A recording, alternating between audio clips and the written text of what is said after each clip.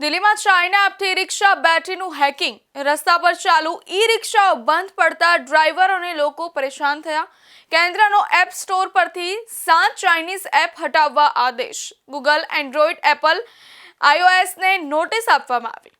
દિલ્હીના અત્યંત વ્યસ્ત મેટ્રો કોરિડોર્સ પર હજારોની સંખ્યામાં ચાલતી ઈ-રિક્ષાના ડ્રાઈવર્સ અને લોકો પરેશાન થયા છે. અચાનક રસ્તામાં ચાલુ ઈ-રિક્ષા બંધ પડી જવાથી પરેશાની થઈ છે.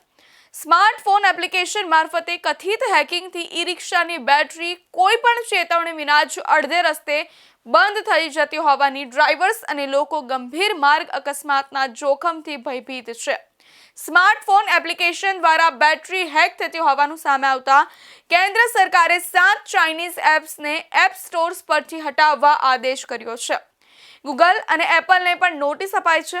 આ એપ્સનો દુરુપયોગ કરી રિક્ષાને બંધ કરાતી હતી, જે સાયબર સુરક્ષા માટે મોટો ખતરો હતો.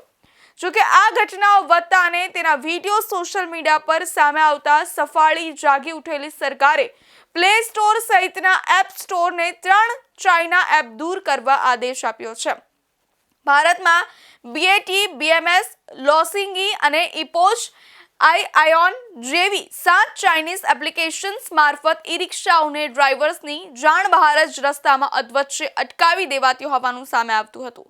અને ઇન્ટરનેટથી જોડાયેલી મોબિલિટી સિસ્ટમમાં સાયબર સુરક્ષાના આ જોખમો સામે આવતા કેન્દ્ર સરકારે એપ સ્ટોર્સને આ 7 એપ્લિકેશન્સ દૂર કરવા નિર્દેશ આપ્યા છે.